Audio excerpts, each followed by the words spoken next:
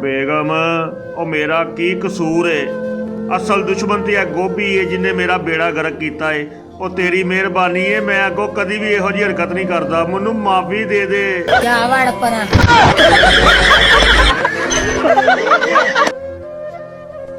सोचिया सी गोभी लावांगा तो जिंदगी सवर जाएगी, पर यह तो मैनू गिट्टियों गोडियों लै गई है।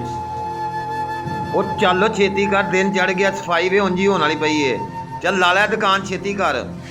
ਉਹ ਭਾ ਬਹੂ ਅੱਜ ਗੋਭੀ ਪਕਾਊ। ਇਹ ਗੋਭੀ ਭਰਾਵਾ ਘੱਟਾ ਪੱਕਣੀ ਏ। ਇਸ ਗੋਭੀ ਨੇ ਮੈਨੂੰ ਡੰਗ ਮਾਰਿਆ। ਓਏ ਗੋਭੀ ਏ ਕਿ ਸੱਪ ਏ?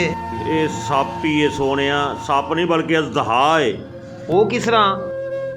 ਤੈਨੂੰ ਪਤਾ 2 ਸਾਲ ਤੋਂ ਮੈਂ ਵਿਹਲਾ ਫਿਰਨ ਡਿਆ ਸਾਂ। ਆਹੋ ਕਾਰੋਬਾਰ ਤੇ ਹੈ ਕੋਈ ਨਹੀਂ। ਬੇਗਮ ਦਾ ਤਰਲਾ ਮਾਰਿਆ, ਮੈਂ ਕਿਹਾ ਜ਼ਮੀਨ ਠੇਕੇ ਤੇ ਲੈਨੇ ਆ ਅੱਛਾ ਫੇਰ? ਤੇ ਗੋਭੀ ਬੀਜ ਲਵਾਂਗੇ। ਬਿਲਕੁਲ ਸਹੀ ਹੈ। 12 ਪੈਰੀਆਂ ਜਨਾਬੇ ਵਾਲੀ ਮੈਂ ਲੈ ਲਈਆਂ ਠੇਕੇ ਤੇ। ਬੇਗਮ ਦਾ ਅੱਧਾ ਜ਼ੇਵਰ ਵੇਚ ਛੜਿਆ, 12 ਪੈਰੀਆਂ 'ਚ ਗੋਭੀ ਲਾਤੀ। ਕਿਆ ਬਾਤ, ਗੋਭੀ ਬੜੀ ਸੋਹਣੀ ਹੋਈ, ਮੌਜਾਂ ਲੱਗ ਗਈਆਂ ਕਿ? ਮੈਂ ਬੜਾ ਰਾਜ਼ੀ। ਮੈਂ ਕਿਹਾ ਬੇਗਮ ਐਰਕਾ ਕਸਰਾਂ ਨਿਕਲ ਜਾਣਗੀਆਂ। ਤੇਰਾ ਅੱਧਾ ਜ਼ੇਵਰ ਵੇਚਿਆ, ਤੈਨੂੰ ਜ਼ੇਵਰ ਦੇ ਢੇਰ ਲਾ ਦੇਵਾਂਗਾ ਜਿੰਨੀ ਗੋਭੀ ਹੋਈ ਏ। ਜ਼ੇਵਰ ਤੇ ਉਹਦਾ ਬਣਦਾ ਸੀ। ਜਾ ਕੇ ਇੱਕ ਟਰੱਕ ਲੈ ਕੇ ਆਇਆ ਵਾਂ 35,000 ਰੁਪਏ ਕਿਰਾਏ ਤੇ।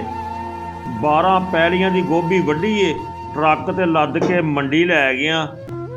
ਮੈਂ ਬੇਗਮ ਨੂੰ ਰਸਤੇ 'ਚ ਫੋਨ ਕੀਤਾ, ਮੈਂ ਕਿਹਾ ਬੇਗਮ ਇੱਕ ਦੇਗ ਪਕਾ ਕੇ ਰੱਬ ਦੀ ਰਾਹ ਤੇ ਵੰਡ ਦੇ, ਐਰਕਾ ਕਸਰਾਂ ਨਿਕਲ ਜਾਣੀਆਂ ਨੇ। ਫੇਰ 2 ਰੁਪਏ ਕਿਲੋ ਦਾ ਰੇਟ ਲੱਗਾ। 5,000 ਮੇਰੀ ਜੇਬ ਵਿੱਚ ਸੀ, ਉਹ ਪਾ ਕੇ ਟਰੱਕ ਦਾ ਕਿਰਾਇਆ ਪੂਰਾ ਕੀਤਾ। ਬਾਕੀ ਦਾ ਜ਼ੇਵਰ ਜਿਹੜਾ ਬੇਗਮ ਕੋ ਪਿਆ ਸੀ ਉਹ ਵੇਚ ਕੇ ਪੈਲੀਆਂ ਦਾ ਠੇਕਾ ਦਿੱਤਾ। ਹਾਲਾ ਦੇਗ ਦੇ ਪੈਸੇ ਦੇਣ ਵਾਲੇ ਨੇ।